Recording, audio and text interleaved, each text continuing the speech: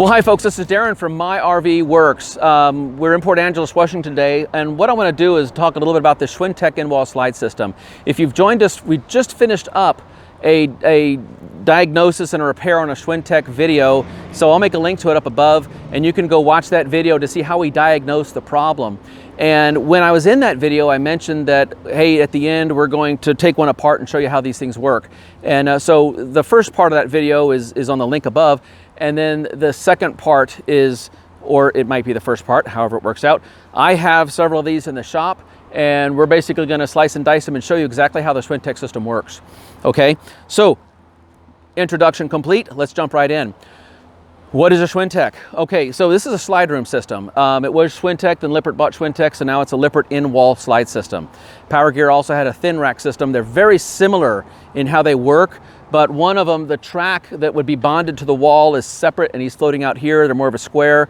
That's a thin track system, and this one's a Schwintek type system. They're very, very similar in how they work, but the diagnostics is a little different in a couple of them. LCI1.com, LCI1.com. If you click, that's the Lippert website. So go to LCI1.com. You can go on the left-hand side. There's going to be a support tab. Click on the support, and then there's the support documentations. And everything I'm going to cover is going to be in the documentations of that. They've got videos on there and everything. So this is Darren's spin on a Schwintek system. Okay. So I'm going to make reference to the previous video we just made, okay, on diagnosing this thing. And on that video, so let's look at the Schwintek system. If this is your RV, okay, then the box is on that side of me, okay, and there's going to be a matching one of these over on that side, okay. So I could have grabbed that one and had two of them here, but I'm just going to use this one as an example, okay. So I'm going to show you these screw holes right here. We're going to go into all the greatest detail in there, but see these screw holes right here? All these little screw holes? These are the screw holes that if I'm the body of the RV, the slide room is on this side of me, okay? So I'm going to be the frame of the RV, and all these screw holes are going to screw this H-harness into the body of the RV, okay? So the way this is bonded to your RV is with all these screw holes. There's a few manufacturers out there. Shame, shame, shame on you manufacturers. You're putting rivets in here. Please don't do that. Please, please, please don't do that with the rivets. We like screws in here, nice long screws, and we like them to screw into something really bonded, because every time I have to work on one of these things and I come across the manufacturer, and you know who you are, that's putting rivets in here, guess what I have to do? I have to drill the rivets out, and usually you've painted them, and I don't have the painted rivets, and so now I have to go back in and put a silver rivet in a painted paint scheme rivet. So be advised, if you look at yours and you have rivets there, let the manufacturer know that you don't want to do that, because it makes it really difficult for us to work on it. Sometimes when we work on these slide room systems, we have to take the H-harness out. There's no other way to do it. Sorry for the background noise. So the first thing I wanted to point out was this is the H-harness, okay? These parts right here, they come off. This is just for shipping. So what you have is a top track, bottom track, the center column, okay? Now, so this would be your wiper seal, okay? Inside of this track right here is going to be what's called a D seal, the letter D seal. And it's going to slide down in here, so it's going to give you a little bit of a cushiness, okay? On your slide room as it comes in, has another D seal. And so this D seal is pressing against the body of the slide room coming in, and there's a D seal on it, and then they kind of intermesh. You have two D seals that seal when it comes in. When it goes out, you have two D seals on this side. So if I turn it around, you're going to see this track right here. A D seal slides down inside, giving it a cushy thing, and then there's a D seal on this side. So you have a double D seal on when you build it. Now we're going to be inside the coach here, because this is the thickness of your wall of your RV. Some manufacturers will also put the screws on the outside, and they'll put these little brackets on this side. We have a sticker up here. If you ever need to replace your entire H-harness, if you ever need to replace your entire Schwintek, if you could gain access to this sticker and let LCI, let Lippert know, then they can send you an exact piece, okay? Where's the sticker? It's in the wall. The only way to get to it is usually to take these screws off, is the only way to get to this. Bump this out a little bit to get to your sticker. So that goes back to the rivets and the screws problem, okay? So there we go. Now I want to talk about a few things about this. The first thing I want to talk about is the clearance on the top. Now if you've watched the video that we just finished up, we had to pull that motor out, right? And but if you didn't watch that video, that's fine here. So let's trick him like here. We're going to go in right on the top, straight down through the top. Now, what we have here is we have a skinny center channel, okay? And we talked in that previous video about the orientation of the wires, okay? And I wanted to make sure that the wires were coming out facing the slide room. You could see that if the wires were oriented in any other way, they're going to be rubbing against the frame here, okay? And what we had on that other video, if you look right here, it's pretty obvious that that motor was oriented with the wires coming out this way, and those wires were rubbing right there. So now that we see this, that's what was happening with that other motor that we just finished the video on. For us, it was not even a half an hour ago, but for you, who knows when you watch this. So you want to make sure that your motor wires are coming out this way, okay? Now, there is a screw on this side. Now I just flipped it over, now we're on the outside. Again, it's got the flange where the screws go in. And then there's going to be a set screw right here. So we're going to talk about this rivet down here in a minute, very important. But sometimes they put the screw through the outside, sometimes to the inside. You may not see it, and you'll notice that it's right where the D-seal goes.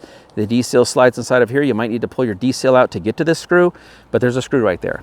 And the screw's job, there's the angle right there.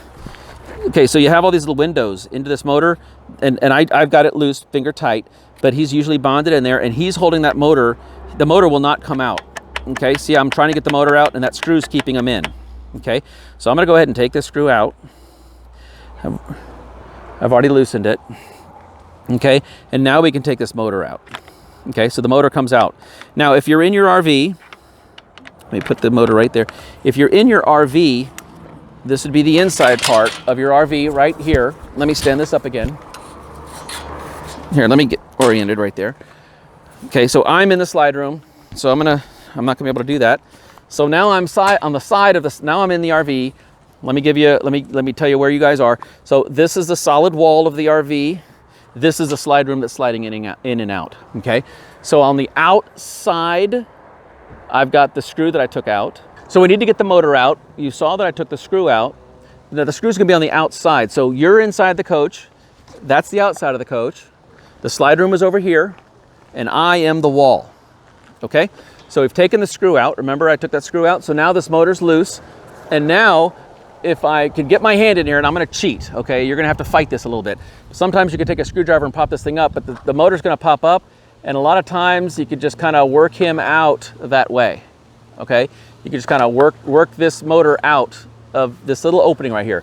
Now, some of you are not gonna have this cut out, okay? Some of you are not. And if you don't, I'm sorry, you can cut it yourself. If you do not have the cutout, then you have no other choice but to take all these screws out, bump this H-column out a little bit, and then take your motor straight out the top, okay? So if you cannot get to your motor this way, the only way to get to that motor, all these screws need to come out. There's gonna be some double-sided tape here, some butyl tape to bond this, okay? Maybe some seal along the side.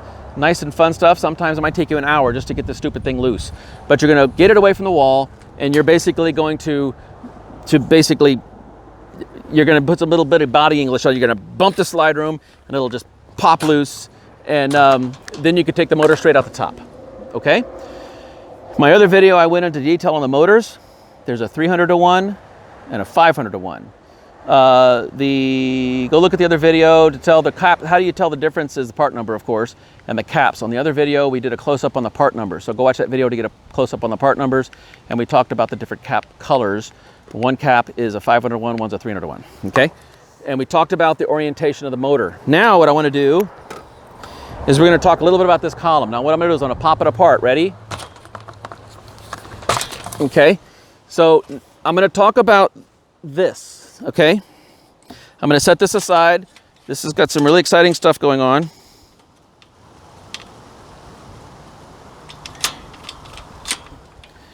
I'm going to just drop him down.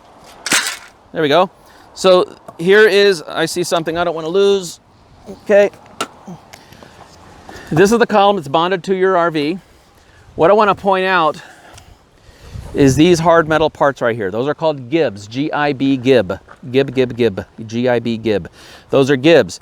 Where are they? Well, when you look at the outside of your RV, you're going to see a rivet. There's actually two rivets, but you're covered.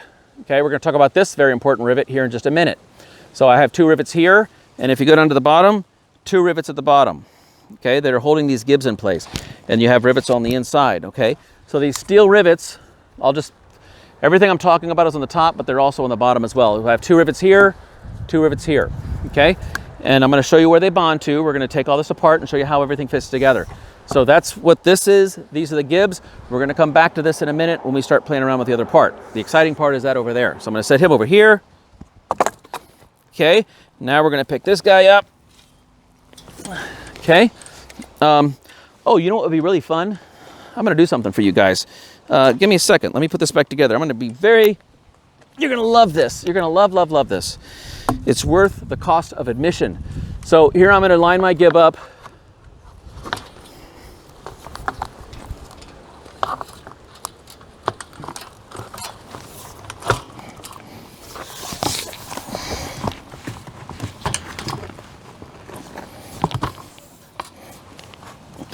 Good enough for our purposes, okay?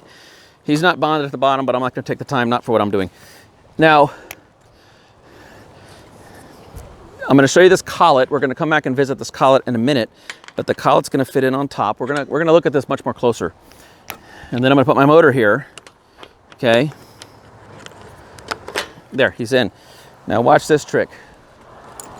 This is a little jumper that I made that he's gonna plug directly into the motor. Thusly. And again, on the other video we just made, I'll make a link to it.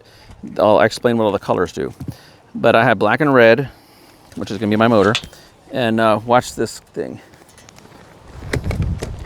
12-volt battery bank. What's gonna happen when I energize this? Okay, what you're gonna do, this should work. He's not connected at the bottom. I don't feel like messing with it, but it should work. Are you ready? If I can keep him from falling. So here we go. So now you see him moving, right? See him moving? So that's that motor turning a drive shaft. Now I'm gonna reverse polarity on my motor, which is basically gonna change direction. So, see him turning? Pretty groovy, eh? Okay, so that's how your slide room is working, okay? Now, let me take this black part off, leaving the motor intact. Okay, let me get rid of this thing.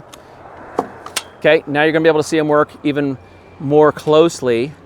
I don't remember which direction I'm going. There we go. So now you can see the motor's turning. There's a collet in there. He's turning the gear shaft. Gear shaft's turning the drive. Oops. Okay, if you're gonna point, Darren, don't point with the battery in your hand.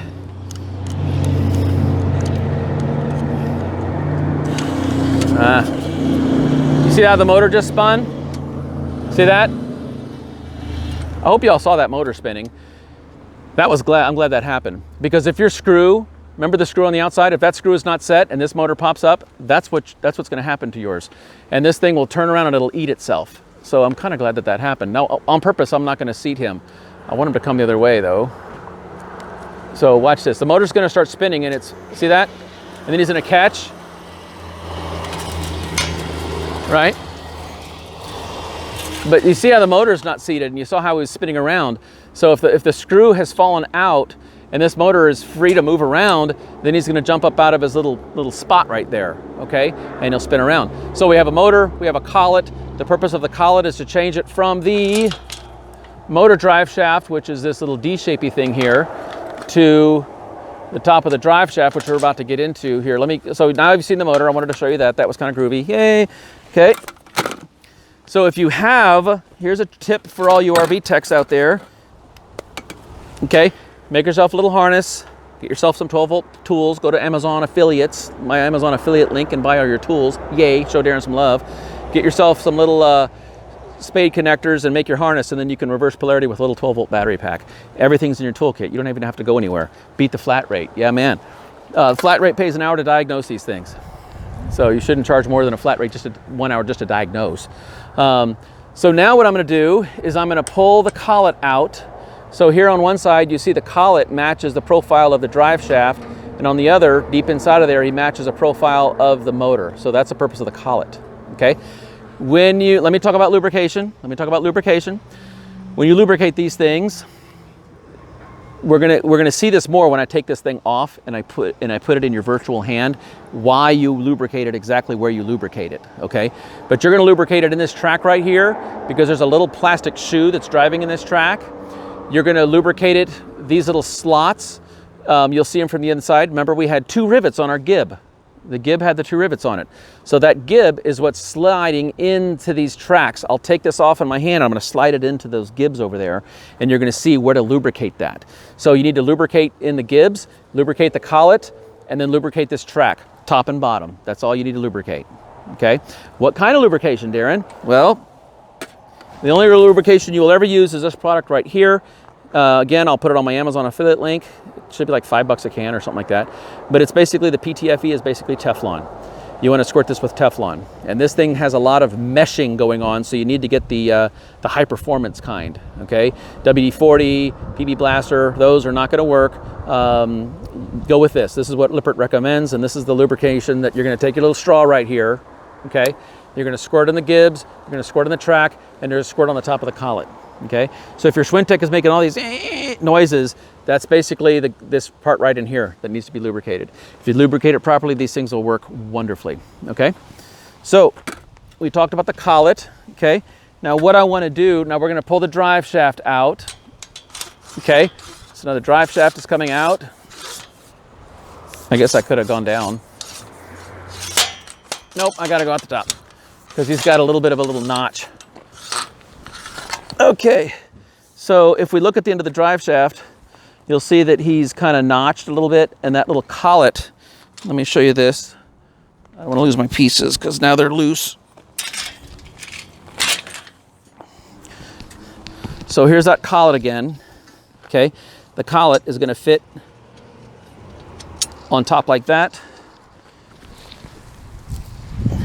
And then the motor is going to fit on top like that. So that's basically what you have. The motor, well, hold on if I can get this seated there. There we go.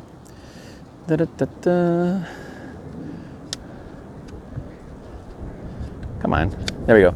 So that's the business end. The motor is, these 4 little bolts are gonna stick into that top little coupler, and then the motor turns. So when you're gonna squirt your stuff, I try to aim my straw right into here and let that CRC product ooze down inside of this metal thing here, okay? So that's what's turning this drive shaft, okay? With me? So motor, collet, drive shaft. Steel, aluminum. For right now, we're done with the drive shaft. Now let's take one of these collets apart, or one of the things apart. So what I'm gonna do now, that's a square. I'm gonna get a,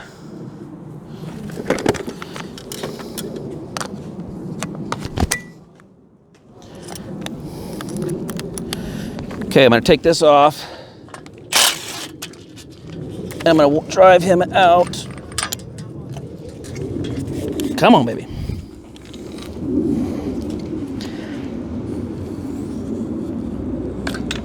Okay.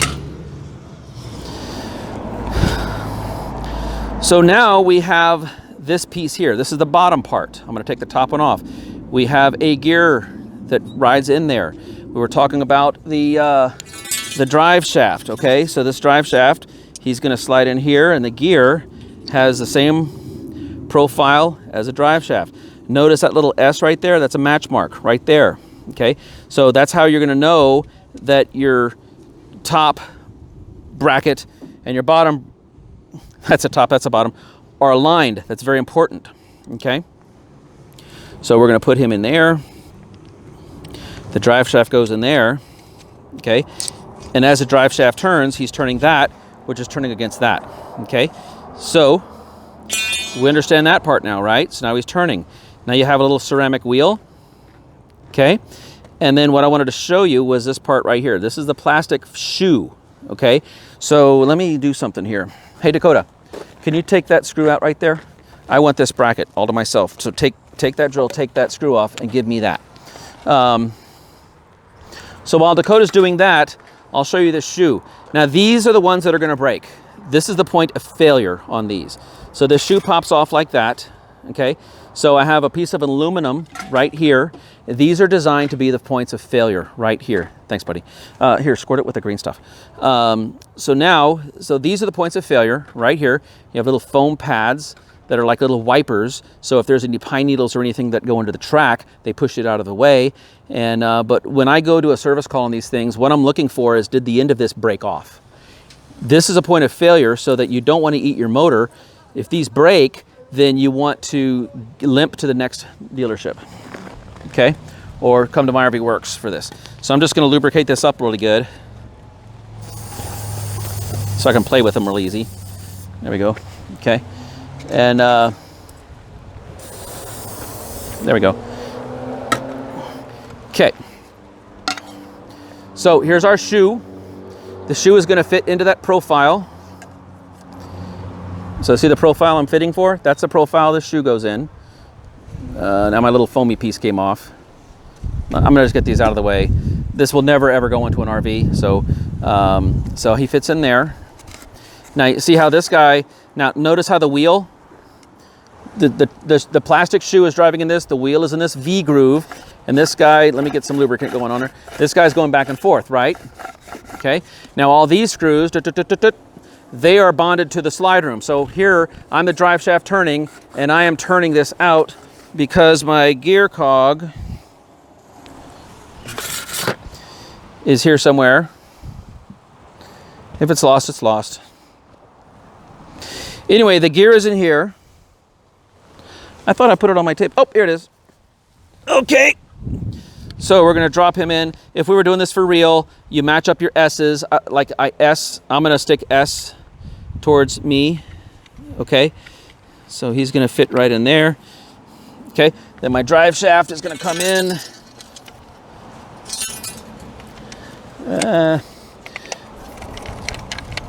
Come on. Get in there. I don't have all day. Let's go. All right, so what we're going to do,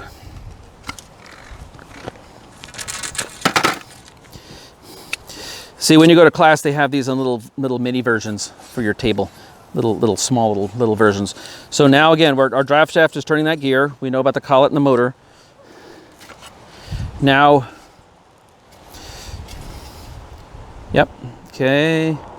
We're going to put that in that groove, and now, okay, so there we go. So now the drive shaft is turning, okay? So that's why you need to lubricate this, and then if I was in that, I'm going to show you that in just next. Those little gibs hold it, and that's what holds it in place. So with the wheel, now, let's say that there's a bind, there's a jam, something didn't happen quite right, okay?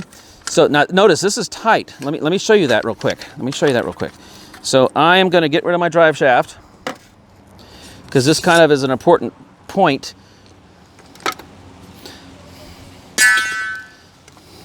Okay, so I'm back to my track. I'm back to my thing. I've got my plastic piece on. Nothing's broken. Imagine everything's still connected. Okay.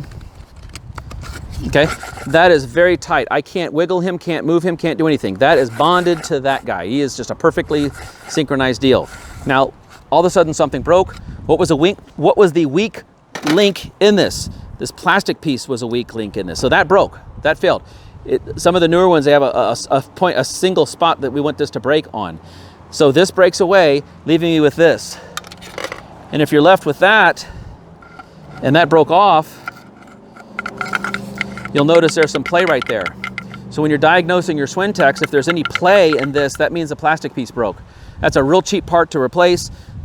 Surely replace it. You can buy it. There's a kit just for the plastic pieces.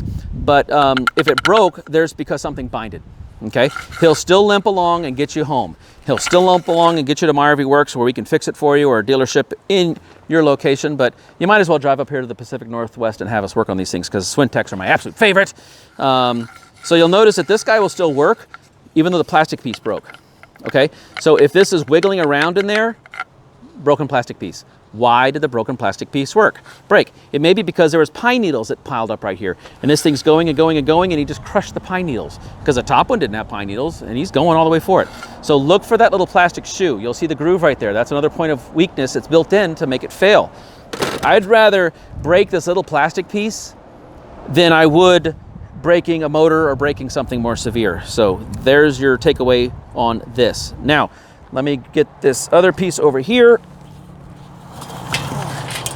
Okay, so you've obviously seen this has been in my yard for a while. So here's where the gibs are.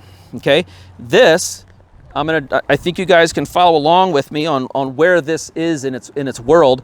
These little slots right here, they fit right into the gib, just like that. Okay, so then my track rides through like that. Okay, I'm not going to go through the, I think you get it. But what you're going to see, actually, let me put this together. I want you to see something. I want to add value to you. Okay, and so I'm going to put this in like it's supposed to be. Okay, so that's what you see. Okay, you'll notice that the profile of this is cut to match the profile of everything. Okay, so what you see, there's our gibs. This is steel and aluminum. Okay, they made up to that. That's what keeps him happy, keeps him in place. And then this goes in and out like that. With me? Okay, drive shaft comes through. So what you're going to see, you're going to find your rivet. I want you to see that rivet right there. Okay, and notice that there's another rivet back behind. And if you find your wheel, and if you look, if you were in your RV, I want you to be in the sun. Here, let's do it in the sun. Kind of like, there we go. Okay, so if you look real carefully, you're gonna, if you pull your rubber back, you're gonna be underneath your RV right now, underneath the bottom of your thing. You're gonna pull this bottom piece back, you're gonna see the gib right there. Okay, and that's where we're gonna take this, and here's a trick I'll show you. You're gonna put them on there, and you're gonna put a little bit of a bend in your straw. Okay, little bend in this thing.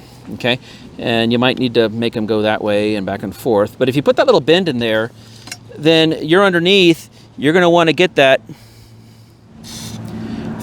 right in that gib. And then you go to the inside of your RV, and you're going to get it right in that gib as well.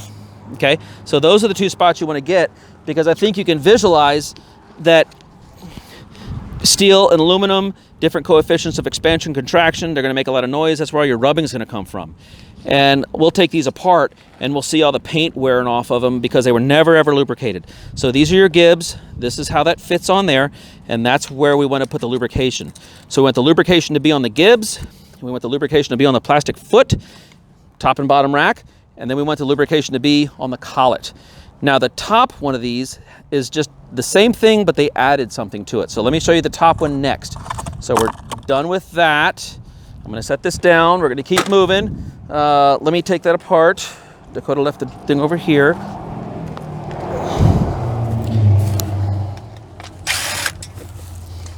So where I got this from, we did a job on an RV, and it was a mess. It was an absolute mess. Total mess.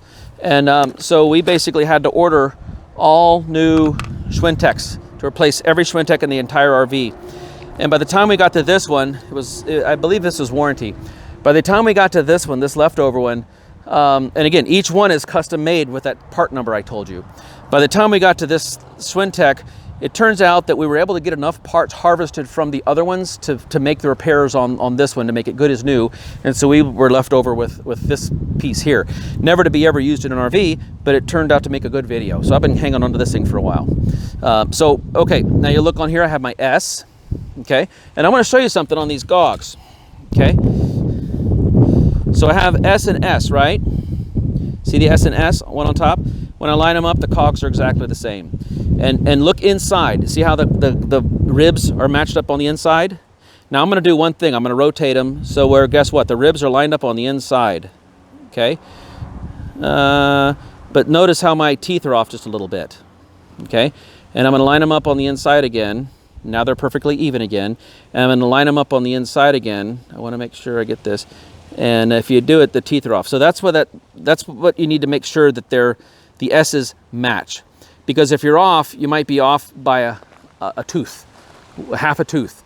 And so that's when you're bringing your Schwinteks in and out, and the top is touching, but the bottom is not. The teeth are not aligned. Okay? Embrace the suck. Take the stupid thing apart again. Take everything apart, because you didn't do it right the first time, and now you got to do it a second time, and you got to take everything apart just to take a thing off and rotate it and put it back on again. I've never done that. I'm serious. Why? Because I'm careful and I match my S's. Okay? But we have fixed this because other people didn't do it right. So how's that saying go? There's never enough time to do it right the first time, but there's always enough time to do it the second time. Match up your S's and let's do this right. There's also a flat spot and a cone spot. The cone spot goes on the bottom and the flat spot goes on the top. Okay, file that away. Now on the tracks, okay, these are the same. In fact, let me do this. This other one's not lubricated. Okay, move him away. So the only difference, this is the one we've been playing with, right? The only difference is, as far as that's concerned, they're the same. The only difference is this one's got the motor, okay? And we talked about the motor, we talked about the collet. Now what I want to talk about on this is you've got 1, 2, 3, 4 holes, 1, 2, 3, 4 Allen key things, and that motor fits right into one. Okay, so when that screw's missing and this guy's jumping around, he's going to start turning and he may or may not fall right into the next one. Okay, so that's why we always want the wires facing out. We want to make sure our screw is in to hold him down. Okay, so these things match up with those holes. The collet goes inside, the drive shaft sticking up, everybody's happy. One more point I want to make while we're talking about these. Okay, here it is. There's a rubbing mark right there. Okay, now if you look at this guy, not the sky, but this guy, not this guy, not the sky, but this guy. Okay, we're going to put him together. Okay, and now we know about the Gibbs. Okay, so when we looked at this, here we go, there's good sun on this side. We see these two big rivets. We know what these rivets are for. They're for the Gibbs. We know about what these big rivets do. They're the Gib that we talked about that we lubricate, the big steel Gibbs that are sliding in and out of the aluminum track. But then they're going to be this small hole. Now, some of you might have just a hole. Some of you might have a rivet there. Well, what's up with that? Well, if we pull this out, you're going to see when they make these, that rivet is designed to pop out. One side's going to be plastic, one side's going to be steel. So you see where this was and where he was rubbing? Okay, so visualize with me that if that rivet went into there, then that would stay. So this would be the side of your slide room that's fixed, okay? The other side over there, they ship them with a little plastic rivet and it breaks out as soon as you use it. You want it to. That side's the side of the slide room that floats. It would be, so, and the Gibbs, these slide rooms, I'm going to exaggerate, as they're going in, they're always kind of moving out back and forth a little bit. So it'd be good if one side was anchored and the other side floated. So as it needs room to expand and contract and move back and forth. If they were both fixed, you're going to have some problems. You need there to be some slack back and forth. If both rivets are broken, then you might see, maybe, it only goes in so far, okay? It's only going to go in so far before it bottoms out. And that's okay, but I don't mind both rivets being broken, but if they are, then it's possible that one side of the slide room, then the thing is sliding back and forth like this. Does that make sense? So that's something else you want to look for, okay? And so he goes on there. So we talked about, let's just do a recap. I think I've covered everything. This is where your motor comes in and out. We talked about all the rivets, the track, how to align with the S's. We've got our drive shaft that we talked about. Lubricating, how to lubricate them, where to lubricate them. What I'm trying to do here is recreate. Let me take this one here. Okay, here we go. I'll do it upside down. There we go. So my collet just fell out. So the drive shaft, you could visualize with me on that. Everything's upside down, but I'm going to want to squirt right in there as I'm lubricating. So I'm going to lubricate my track for my little rubber shoes. I'm going to lubricate the Gibbs on both sides. And then I'm going to lubricate. I'm going to try to get it up in top of the motor. It's upside down like this. This is the right way. And just to get some down inside of that steel collet. Okay? If this added value to you, give us a thumb up. That really helps. And if you have a Schwintek problem, you can find us on the internet. We're offering another service now. So if you're in our area, we have the service request. You go to our website, myrvworks.com. You click the service request tab right there on the center of the home screen, and then we're going to give you two options now. That's something that's new for us. The first option was and still is and always has been an on-site service request where we actually go to you and fix things. Now you have a second option where if you click on that second option, what we're doing is we've said, okay, well, for people who have questions, you can click on that. I'll review the question. If it's something I feel I can help you with, then that's just a simple, you pay for my time and you pay for all this kind of stuff. As of today, right now, it's $75 per question per issue. So if you have a problem with your furnace, your water heater, your refrigerator, your slide room, your awning, your whatever, your this, your that, you fill out that form, we review it, and if it's something I feel I can add value to, then I'll send you a message. I'll say, yep, that's something I can help you with. We'll send you an invoice. You pay your $75, and I roll up my sleeves and I work with you on that. You know, text, email. Usually not the phones, because usually I'm involved with so many customers throughout the day because I'm still a working man. But if text and email will work, then that's great. So that's an option we're offering for you guys. If you have questions on this, you could look for option 2 on our service request thing. So this is Darren from Port Angeles, Washington. We're happy campers say my RV works. Until the next video, thanks for watching.